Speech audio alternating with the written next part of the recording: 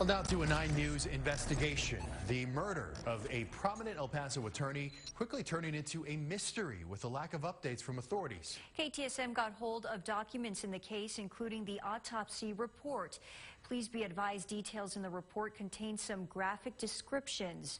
Reporter Aaron Montes has tonight's special report. It's been over 3 months since prominent attorney Georgette Kaufman was found dead near her home. She has been laid to rest, but an investigation into who is responsible is underway. We can't tell you if the investigation is making progress. Considering who was killed and how, it appears to be a high-profile case. But the El Paso Police Department is not sharing any details with the press or the public they serve. With few answers and many questions, KTSM 9 News Investigates took a hard look at the case. Here's what we found.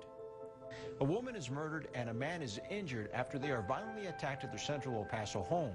Georgette Kaufman was killed on November 14th. She'd been an assistant attorney general in the Child Support Division in El Paso.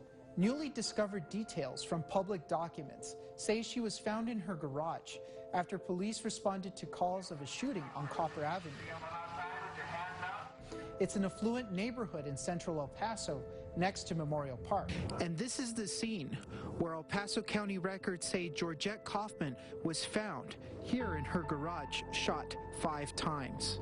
3 bullets were penetrating and 2 created an exit wound and escaped through her body. The county medical examiner determined she died from the bullet wounds.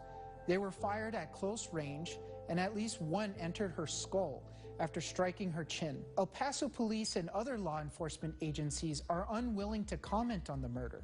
So, we decided to speak with a local gun expert and safety instructor to gain perspective on Kaufman's case. Anytime you're in cramped quarters, I mean, for somebody in order to get that close to you, they're going to have to get within an arm's length reach of you.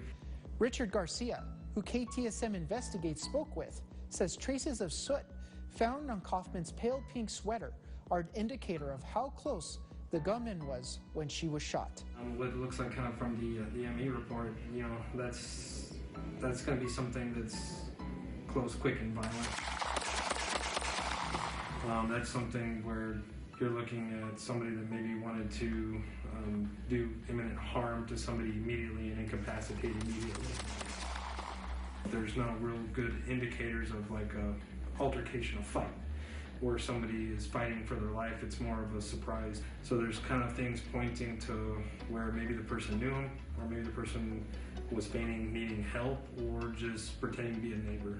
Details from a police report say Daniel Kaufman, her husband, was across the street from their home when police arrived. He was receiving medical attention because he had been shot. Following his wife's death, he himself had a long hospital stay to recover from what we've learned were injuries during the attack on the household. Again, there is no information from police investigators to answer questions about where he was injured and where he was shot. To add to the mystery, just 2 years before, a man had bled to death after he cut himself while trying to break into the same home. The El Paso Police Department says it won't comment on the case because it is under investigation.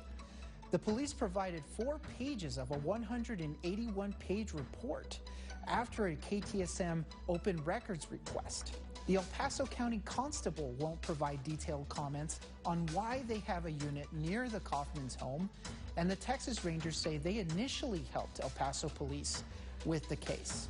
For now, law enforcement is looking for a suspect. Crime Stoppers of El Paso and the El Paso Police Department are asking for help. Considered to be between 5 foot 10 inches or 6 feet tall. He is also described as being thinly built and possibly bald. The public is encouraged to bring any information they may have to police. For KTSM 9 Investigates, I am Aaron Montes.